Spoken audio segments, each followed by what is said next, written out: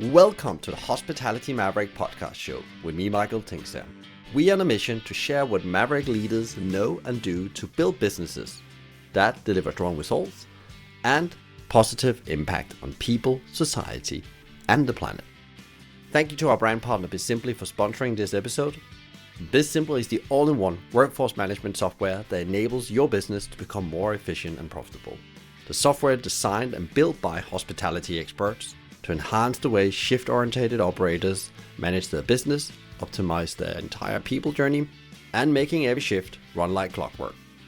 And we join forces to help the industry to find new ways to become even more innovative in how we lead our people, how we operate, how we grow, and how we serve our customers. Together, we wanted to share strategies and tools to make the industry thrive long-term. We find ourselves point where we're formalizing the entire sustainability agenda for the group. And there's a lot of internal conversations happening. At which pace do we move? How far we set our ambitions, et cetera, And I think having, already done that first step allows for the next step potentially to be taken a little bit easier.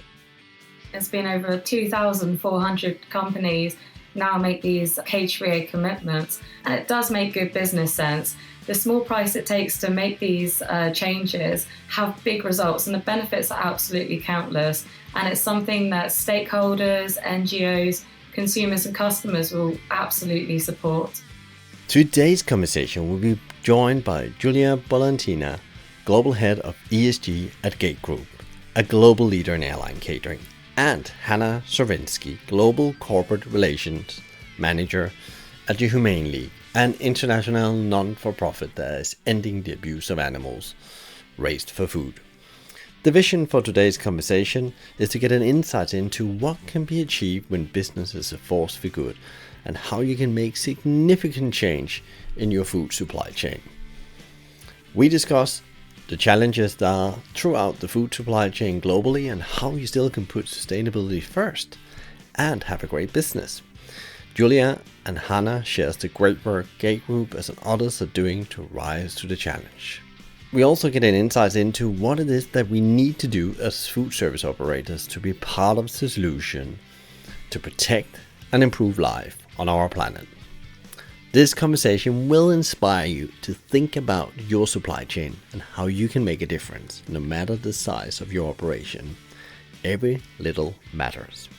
If you like today's episode, it will mean the world to me if you could leave a review of the show on our website, Apple Podcasts or Spotify. The better the reviews, the better the guest, and ultimately the better the learning for you. Enjoy. Welcome to today's conversation, and we're going to be talking about the promise we have, business as a force for good. Businesses that not just deliver great results, but also make a positive impact on people, society, and the planet. And today's conversation is also going to be different because it's not that often we actually have two guests involved. So, and I'm really looking forward to that and the challenge and managing that, of course. But we're going to be talking about how you actually, by thinking, doing good into your business model, actually the impact it can have. And we have two great guests here today. We have Hannah from the Humane League, and then we also have Yulia from Gategroup representing the head of sustainability there. So it's going to be a great conversation. I promise you already from the pre-work we've done, there's much to dive into. So we will, of course, make sure we take the best part of today. So enough about what we're going to be talking about today. Let's dive in and meet the guest of today. Hannah, welcome to the show. Really excited about having you here. Hi Michael, thanks for having me. It's great to be here. Yulia, great to have you here as well. Thanks so much. Very good to be here too today. Hannah, I don't know if you want to start out, because what you do in your organization, I think it'd be great for people that haven't heard about you guys before, just to tell a bit about who what you do and the purpose you have and what kind of work you're already doing out there. Yeah, so I'm from the Humane League, and we are an international not-for-profit, and our mission is simple. We exist to end the abuse of animals raised for food. And as part of that, in 2016, the Humane League founded a coalition called the Open Wing Alliance, and that is now a global coalition of 98 NGOs across 70 countries in every continent. So these incredible groups are trailblazing farm animal welfare in nearly every major market in the world, and we're all united in our goal to eradicate cages and end the abuse of chickens worldwide.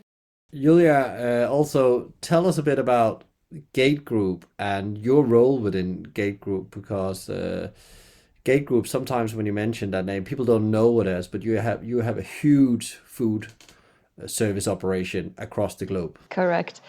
So Gategroup is a holding company, so to say, for a number of brands, whereby so the core part of the business is focused on in-flight catering. So you would have seen our trucks outside of the airplane with names such as Gate Gourmet, for example, or Servair. We have also food catering for airport lounges. There are a few train companies for which we cater as well in different parts of the world. And one of our very interesting brands that I find in regards to sustainability, probably the pioneer within the organization, is called Distur, based out of Belgium, and they produce packaging for everything that you would find, as a passenger, for example, on a train or on the plane, whatever, it comes in. And beyond that, so we are not the only customer for Distur. They also provide packaging for various other companies. So my role is coordinating the topic of ESG or sustainability on the global level.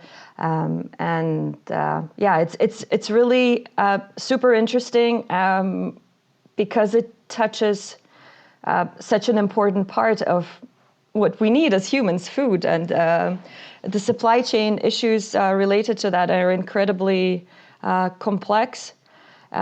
We don't, from what I understand, and I'm pretty new to the organization, I only joined in January, but I think we don't have a formulated mission, but the purpose that the company has is, it sounds very nice, nourishing the journey, and that applies, and we try to look at it both for when it comes to what it means for our customers, but then also internally when it comes to our employees. Yulia, what made you start the work with Hannah and the Humane League? What was it that started that out, and what is the aim, and what have you already achieved on that journey working together? So we were approached by the Humane League and Liver Foundation on the topic, and that was in 2022, so last year. And there were, I was not there yet, but from what I've learned in the process, obviously there was quite a lot of internal discussion because I think everybody's pretty much aligned that steps like this needs to be done. But then the reality of where we as humans find ourselves and the complexity of what we've created in terms of logistics and supply chain kicks in, and then making any kind of commitments like that, however much the individuals within the organization might be rallying behind it, then making a commitment actually really quite some digging into what it would mean. And so since we said we will do that and have all of our egg products coming from cage-free chickens by the end of 2025, then we've started analyzing, or the global procurement team within the region started analyzing country by country, where do we stand right now and what needs to be done, or how far away are we from this 100% cage-free egg commitment. And it's actually been a very humbling exercise, because the last thing I heard then from the team was that we're not where we thought we would be. And that's not because we don't want to again, but simply finding supply is a challenge. And in certain countries, it's just simply not the reality. And then you have to really work then with your existing suppliers to figure out how to change the setups. Is there any specific reason that the focus was on egg in your supply chain? Because there's probably thousands of ingredients you're sourcing from different places. But why eggs? Of course, it comes from an animal, but why eggs? Why not dairy or any other things? It's the eternal question: chicken or the egg, right? It's a very good question, and to be fair, this is what we're looking at right now, because we've also, beyond the topic of eggs, we've started looking at other animal products, and under animal here I'm including also seafood, looking at where else could we make the steps in addition to this, because obviously eggs is just one small part of the whole story. But I think it was just simply, I'm not going to make anything up, it was simply the first step. And right now we're looking at putting in place more an animal welfare strategy, and trying to devise, the steps of what other animal product categories we need to look at. How do we improve there realistically within meaningful timeframes? Great, yeah, because you have to start somewhere, and I think like then you choose and focus. It gives totally sense in my view. Uh, Hannah, any add-ons to the corporation? Maybe there's also some learnings, because like we all know that works in food. When we start to look at our supply chain, that's where we can make the biggest impact in principle. But also it's very complex, as Julia says. It's not like that simple, especially when you operate on a global level, where there's so complex supply chains created over the last couple of decades. And I'll start off with, because I imagine quite a few people will be listening to this wondering, why eggs, why chickens? But quite simply, statistically, laying hens suffer in the greatest numbers of all animals farmed for food. And globally, the population of laying hens is around 7.5 billion. And compared to this, there are about 1 billion farmed cattle and around 1 billion sheep and about 7 million pigs. And so the only animal farmed in greater numbers than chicken are fish. But this cannot be accurately quantified because fish are counted by weight, not individuals. So that's another welfare issue in itself. And this is something that the Humane League is addressing. But as we're talking about laying hens today, quite often it is the case that a company's animal welfare journey does begin with a cage-free commitment, very much like Gategroup. It is often quite easily the simplest and most effective way of expanding your impact on animal welfare by just making these small changes. And again, with Gategroup making this commitment, they've actually done a really great job already. When they released the commitment, they were already 75% cage-free globally. And that level of transparency is something that we really, really applaud. And as Yulia was saying, of course, there are going to be huge challenges with the country level transitions and the logistics in finding these cage-free eggs. But there are many resources. We as the OWA have, like I said, 98 groups all around the world who are there to provide market level expertise for any company wanting to make that transition. It's very interesting because you're then addressing, as you're saying, Hannah, it's where do you put 20% input to get 80% output? So the impact, when you focus on these 20%, it has huge impact on the general supply chain. What happens when, just well, it seems like you have good insight, what happens when you start to improve yourself within handling animals? What happens in the supply chain? What other good things happens besides, you get better eggs? I think you get better quality, I guess. But what else is happening of a positive impact? Yeah, definitely. So with the cage-free egg commitments, as I said, that is quite often the start of a company's animal welfare journey, and that does have a knock-on effect and leads to other aspects of animal welfare being highlighted. Very much like the European chicken commitment, which focuses on broiler welfare and making changes to improve the lives of chickens that are raised for meat. So it does have a knock-on effect in many positive ways. But when we talk about cage-free, Just a simple act of removing these chickens from these cages, these abhorrent cages, it really does make a huge, huge impact to the animal. Just coming from, the receiving end of it, of the company implementing, we find ourselves point where we're formalizing the entire sustainability agenda for the group. And there's a lot of internal conversations happening. At which pace do we move? How far we set our ambitions, et cetera, et cetera. And I think having, already done that first step, it just kind of, allows for the next step potentially to be taken a little bit easier. On one hand, you might find, and I'm making that up right now because we haven't gone beyond discussing further animal welfare topics other than with the broader procurement team. But when we start bringing it to our management, on one hand, they might say, okay, but haven't we, already committed to something? I don't know. At the same time, I see that that ground already being laid to and them being hopefully possibly more open to more readily or easier make the calls than on the other categories as well. But your huge food service operators, I already mentioned at the beginning, and you also laid the network here. Why is it so important for you guys to be involved in, this initiative, but also doing other things in your supply chain? Where does it give business sense, all this?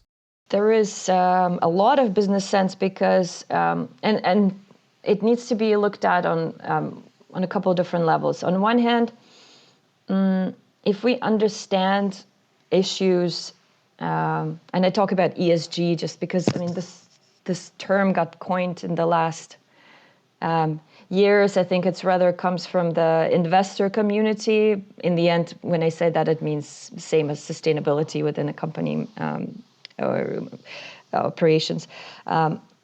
So you have the supplier level. So what kind of business partners you work with and understanding risks on the social, environmental, governance levels that they have in their own operations, the same way as our customers would look at us as their suppliers. And we get a lot of inquiries from them about what we're doing on this and this and this and another topic. So we're working on understanding the risks on that level, as well as trying to identify which suppliers are better off, that are best in class when it comes to management of the whole array of the topics that you find in the sustainability umbrella. But then the other level is the product level. And here, type of ingredients we procure for the menus that we design. On one hand, it's this part of understanding risks and opportunities, because in the end, if we do not, that can have a detrimental effect in case issues pop up, and that would be if a supplier is not reliable, financial losses, reputational losses. It can come to customer dissatisfaction, any kind of potential societal level of dissatisfaction, regulatory issues. We definitely want to avoid that, and we want to work with the partners that actually contribute to what we want to do. And we have our own code of conduct. We have a supplier code of conduct, and we would like to have our suppliers comply with the standards that we set for ourselves. And the quality on the product level of what we procure, that feeds directly into the quality of what we put on the menus of the passengers. And it's, you can't put something not very good in and expect a positive result. And then here it feeds both into, the environmental expectations that have now become more mature within society of what they receive, but then also, the quality from nutritional perspective. And I'm not going into the whole, organic, non-organic. There's so many levels to that, but it makes sense in terms of the quality then, yes, of what we provide, and then respectively also then the reputation of us as a provider that brings that to the table. Yeah, and I guess also there's much more scrutinized from people to travel as well. They want to make sure when they consume food on the go that it also ticks the box of doing the right thing, both for their body but also for the planet. And it's really interesting you say around quality. I totally agree that taste drives change. If it doesn't taste good, it's definitely not going to change anything because humans, we are driven through taste when we eat food. Hannah, when you see many different companies, do you also see these companies approaching this because there is a pressure from stakeholders, but also it actually gives good business sense to do the right thing? More companies than ever. I think there's been over 2,400 companies now make these catering commitments, and I think over 140 of them have been on a global scale, very much as Gategroup operates. And again, considering the sheer scale in which Gategroup operates, the removal of cages from their supply chain will alleviate the suffering of millions of chickens. And it does make good business sense. The small price it takes to make these changes have big results, and the benefits are absolutely countless. And it's something that stakeholders, NGOs, consumers and customers will absolutely support. What are the main learnings you have as you do this? Because it's also, so I can understand already, is that you already move very far, but there is some complexity when you start going into the supply chain. But are there any like top learnings you've had starting this journey, and also what you believe is going to be the future journey you can share with the audience? Well, as somebody who maybe like from the perspective of somebody who came into the organization very new, and I was before in the same function at different other industries, but there were a lot of kind of, wow, really, this is what happens moments of somebody coming into the catering business that works on this big scale. And that also relates to topics, for example, as waste treatment, that I think as a normal passenger is not aware of the regulatory restrictions and actually what drives a huge volume of waste that gets produced, and that everybody in the industry would like to actually have lifted. But currently it gets blocked by one or another regulatory setup. But here specifically on the eggs, if you look at the communication that we made last year, it's pretty transparent there. I'm not saying anything that's confidential. We're talking about buying eggs that come from cage-free chickens for products that contain at least 80% egg. So I also, when I came in, I thought we buy physical eggs. But that's not always the case, or is, I think, a lot of times not the case. And there are certain, so it comes in a liquid form, actually.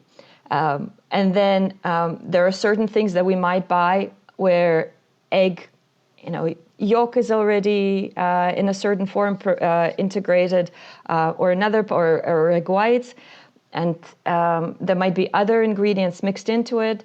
And we're talking about then the identifying, how much percentage in each product is actually egg. That's one part of it. But then also, the entire complexity of how many levels are we removed from the actual farm, and how do we get to the information to understand how these chickens are raised, but that the products come from. But as Hannah said, I mean, we're not the only ones here. There are solutions out there that other companies have been working on, and it's a matter of seeing, okay, how do we leverage best practice examples, and how do we work with our supply chain to do that? And I mean, there are so many layers to the supply chain here that it just simply becomes more than just a 1 week exercise. And the challenge is what I've also mentioned before, is that in certain places we would have thought, okay, it would be much easier. But then when you start doing the detailed analysis, we find ourselves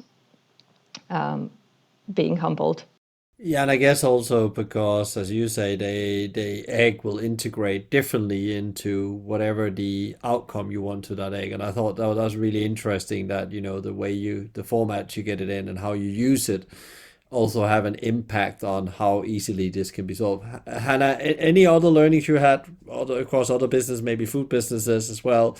What do people learn when they embark on this journey? Because one thing is setting the goal and the commitment, and the other thing now you need to go and do the work. And as a Gategroup suddenly finds out that the complexity of this is a bit humbling.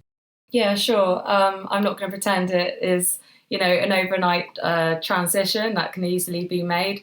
As Yulia was saying, quite often these egg products do come in different formats, shell, liquid, and ingredient. So there is that due diligence that does need to be made when the transition is being made. And that is why we work with companies to produce realistic timelines that are feasible and can be quite comfortably met, but with a slight bit of ambition as well. So that's why Gategroup have a timeline of 2025 to eliminate caged eggs from their supply chain.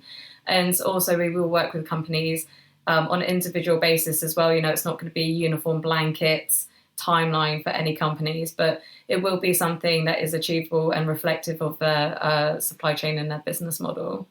Coming back to you, Julia, what is the next big step in the food supply chain? Your egg. Do we have like an agenda afterwards? Then when we got learning from the eggs, then we're gonna go and address the next area, or are you not there yet?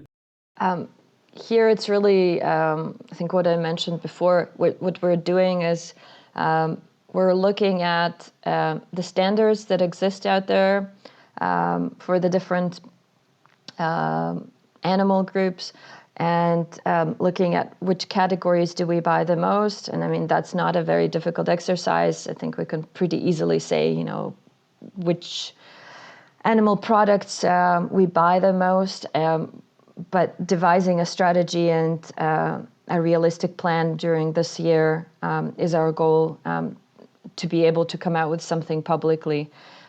Because we don't want to just say something and then not be able to do it. We really want to make sure that whatever we come out with, we're able to follow up on. And I think there is obviously always like a way to do it. As if there's a will, there is a way. I'm a firm believer in that. But we just want to make sure that whatever we put on, we put out there, that the organization stands firmly behind that, and then we roll with it. So I'm not able to just tell you, we're going to focus on beef as the next.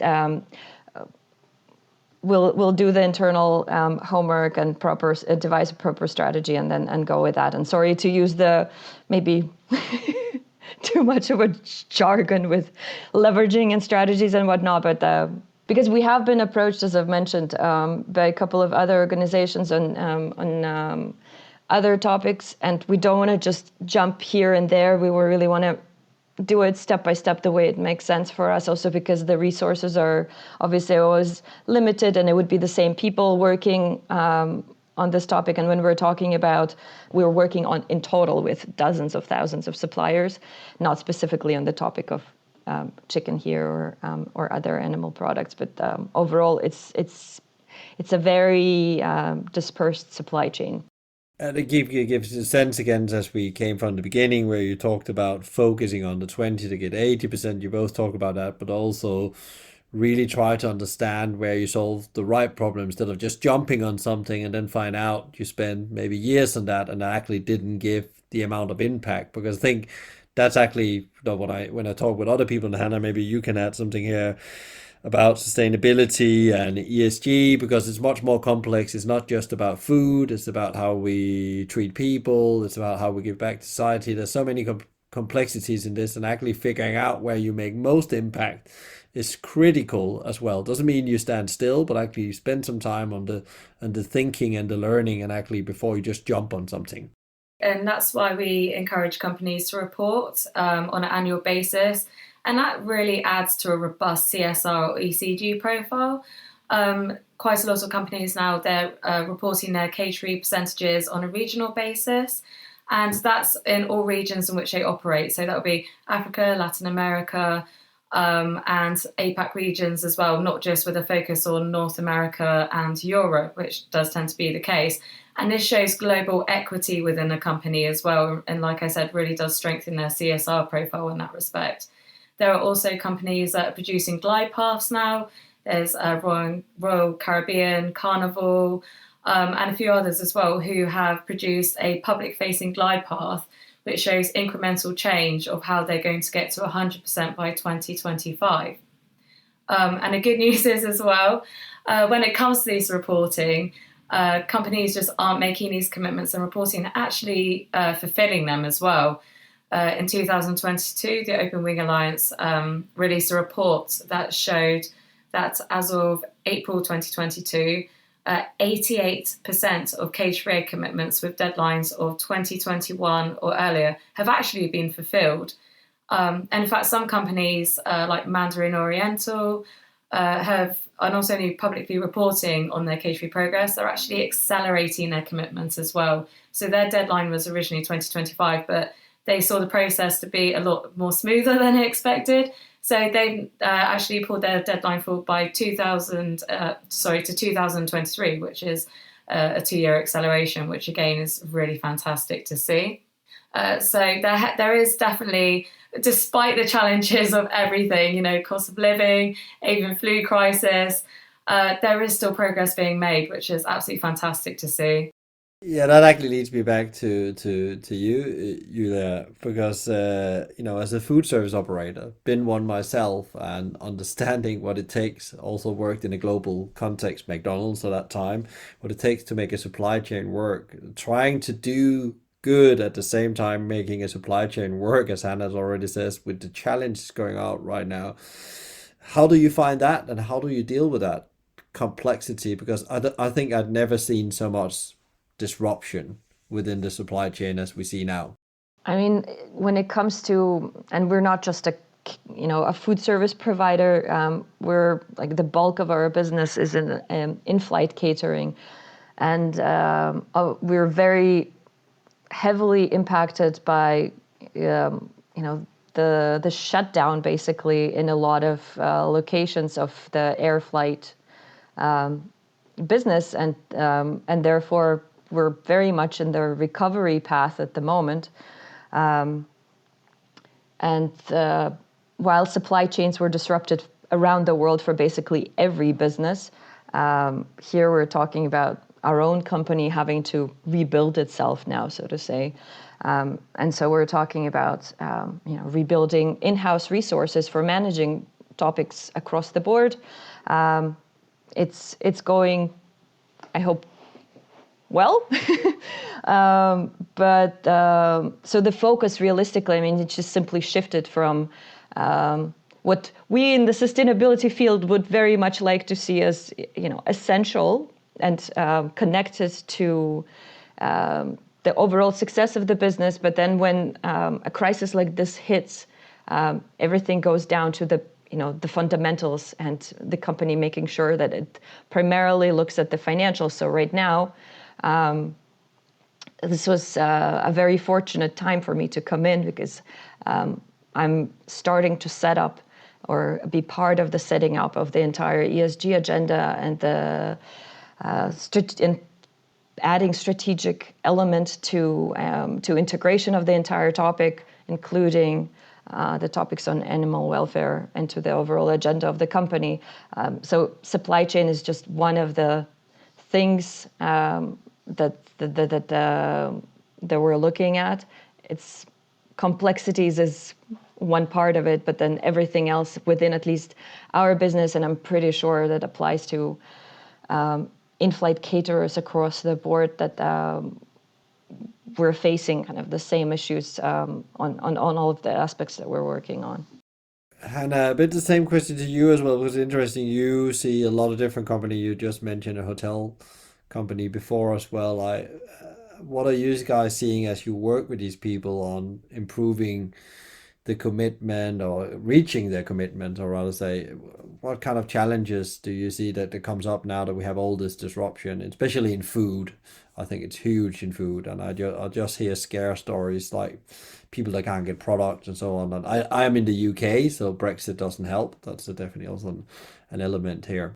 Yeah, there definitely has been disruptions, but companies have, very much like with the wheat issues and any other commodity-based issues that they face, they have found ways to overcome them. And thankfully, there's also many other aspects of animal welfare progress that's happening, which is really driving change as well. There's legislative change happening in the US and across Europe. Cages are now actually poised to be banned in 2027 thanks to legislative progress there. And that's been backed by some of the biggest groups in the world, Nestle, Unilever, Aldi, amongst others. So again, with these company commitments like Gategroup, they're really supporting just making that supply chain more robust and available, so that when these issues do happen and are faced, then the supply chains are less impacted. Same with the US as well. There's now 11 states in the US who have banned cages for egg-laying hens.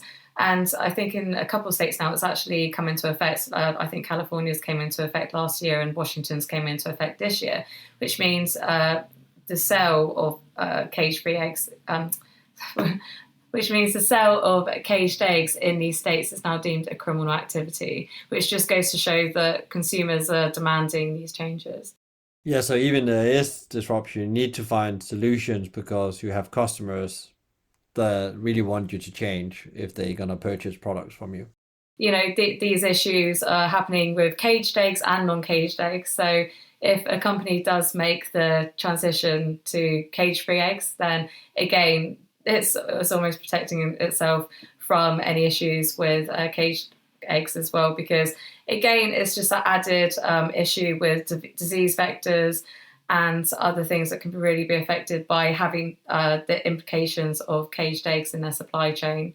So going from, in principle, what we have learned now is that it's really important to focus. It's choosing well and work committedly on one area and then move forward. And then again, even though there's disruption in the supply chain, there's the demand driven from the consumer, but also a willingness from companies to actually find these solutions because they know that this is good now, but also in the future for business. I want to actually, before we come to the end of this conversation, I actually wanted to hear a bit about, because you both work in the area of sustainability, doing good for the planet and business. What have been like, and you can choose yourself who starts off in a way, but what has been like your main learnings as a human, but also like a business lead or leaders in organization? The Humane League, I'm aware it's a non-for-profit, but still an organization. But what has been your main learning over the last couple of years? Because I feel we are in this crazy time. Like when we're going to look back in 20 years' time and look at this time, you just think that was a pivotal moment in history. That's my big belief. But I don't know if you want to kick off, Yulia. How to survive in a sustainability management position without losing your sanity? No, I think you have to remain in order to do this type of work, you have to be an idealist to a certain extent, and the degree of idealism with time gets, I wouldn't say gets diluted, but you do become more pragmatic because you start realizing the interfaces and the you're part of the ecosystem, so your responsibilities are very much there, but that you're not alone either within your organization or organization within the bigger environment is not doing things in silos. So being able to pace yourself and focus on the things which can generate most impact, I think is something really that I had to learn over the years, because us idealists, we would like to fix things and do things right everywhere at the same time, but that's just simply not realistic when it comes to topics like the one that we're discussing.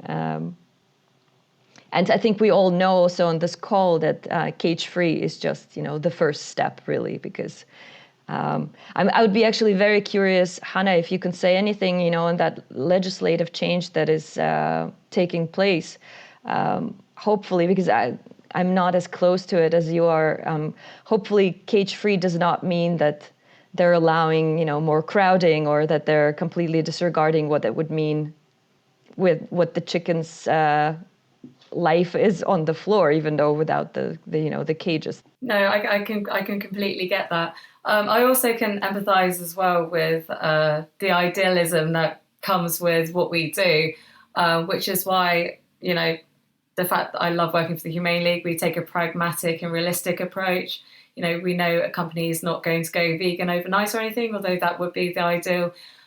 So we work with companies to make the smallest changes to have the biggest impact for the most animals. And I don't know if you know, going back to the implications of cages versus non-cages, and Yulia was saying about the focus on the welfare of the chickens. So chickens are essentially domesticated jungle fowl. They actually originate from the jungles of Southeast Asia. So as such, they have many, many deeply ingrained instincts and behaviours that are absolutely critical to their well-being. And much like, I don't know if you have a dog or cat at home, any other domestic animal that we may be more familiar with, they have natural instincts that they absolutely need to carry out. And that's things like perching, dust bathing to keep all the bugs and parasites off them, pecking and foraging and that sort of thing. Just, finding a particular spot they might like or something. So they absolutely deserve and need to carry out these very, very basic things. Again, something just as similar as stretching, walking, running. And these are fundamental things that a species needs to do. And this is absolutely denied to them when they're confined to a space no bigger than an iPad on wire flooring where they can barely perch or anything. So thinking of it from each individual animal's perspective, I mean, the impact that these commitments are going to have are going to be absolutely monumental to not only an individual life, but billions of other lives. And again, the company, consumers, everything. The impact on this cannot be comprehended, really. I really love that I picked up from Yulia as well. What you said is a bit like you need to accept that you need to focus on what you can control and where you can contribute, not what maybe is out of your control in that moment, actually, and then move ahead with that. And that actually leads you in the end probably to the ideal situation, because I think also that in many areas of life right now, it's almost accepting in a way, because you can only do what you can do with the resource you have. But as long as you're doing that, you're doing justice to the cause, you can say. What is it that it goes to both of you is, again, what is like some of the things you're most excited about? And we can maybe not just within with the cage egg, it could also be other things in sustainability that really makes you excited right now, and you can see the movement is going in the dial is going in the right direction. I think the time is ripe, kind of. There are a lot of challenges out there. The world is has so many issues today, but at the same time, when it comes to the overall awareness and ripeness of discussion on the various areas of sustainability, there is a lot of push. So there is a lot of possibility to act. And for, like, on a personal level, having that external pressure makes it a lot easier to have the internal discussions with somebody who might not be, fully there on an intrinsic basis, but realizes it is a business imperative. And we have a lot of conversations with our customers who are actively, developing agenda on these topics as well, and they want to see what we're doing, and we, need them on many different topics, because our area of influence ends somewhere and we can offer something, but then if they select something else, then something else ends up on the menu in front of the passenger. But being able to collaborate and say, hey, we're trying to work on, towards the same, in the same direction. I see a lot of momentum there, and it's really positive. There's a lot of engagement and interest in developing projects together. So that motivates me a lot. Well, as Yulia said, the time is right, and there's so much positive momentum, and it was really fantastic to see that just after Gategroup made their commitment, LSG followed suit and made a very similar commitment to be 100% cage-free by 2025. So again, that's really, really great to see, and just goes to show the momentum there. Unfortunately, there are global companies who are falling behind their competitors and aren't keeping up with the curve.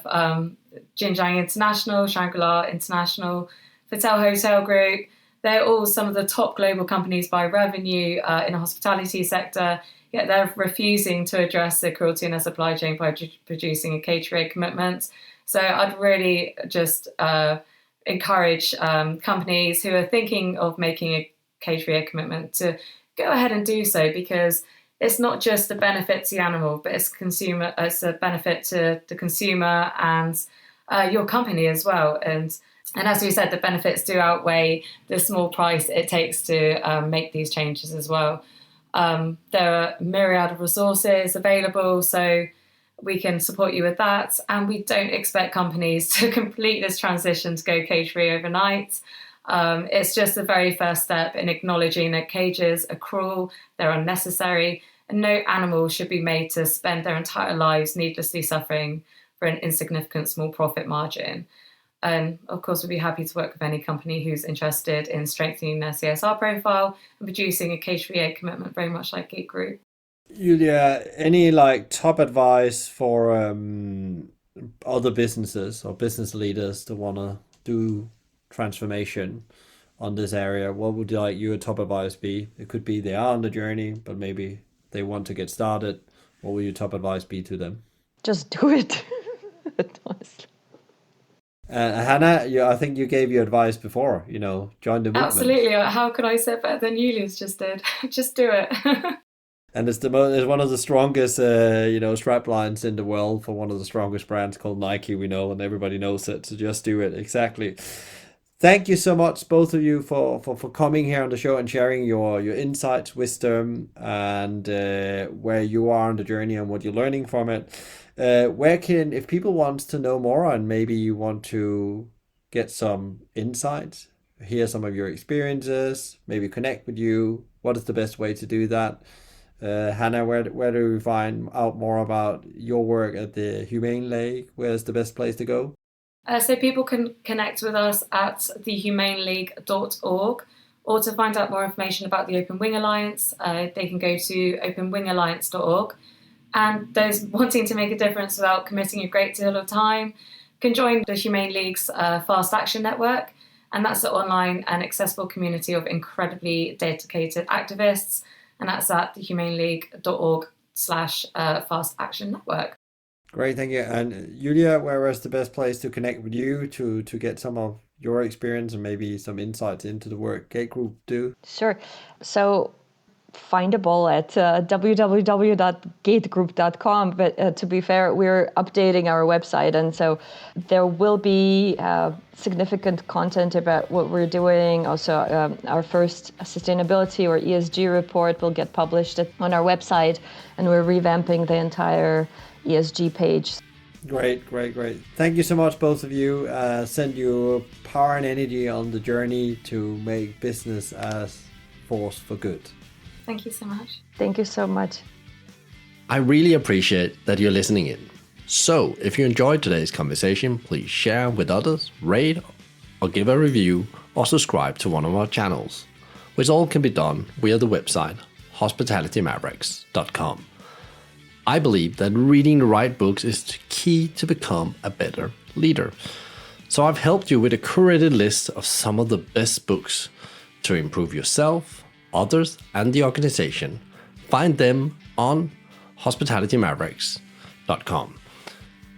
A big thank you to BizSimply for supporting us, bringing great insights, strategies, and tools to help leaders to become better every day. Check them out at bizsimply.com or on their socials at BizSimply or BizSimplyHQ. You can also email them directly at podcast@bizsimply.com. Thank you to Fina Charlson, who is the show producer from the Podcast Collective. If you have any ideas and feedback for the show or other thoughts, reach out to me via LinkedIn or via my email, michael@hospitalitymaverick.com. I'm Michael Tinkser, and you've been listening to the Hospitality Maverick podcast show. Be Maverick.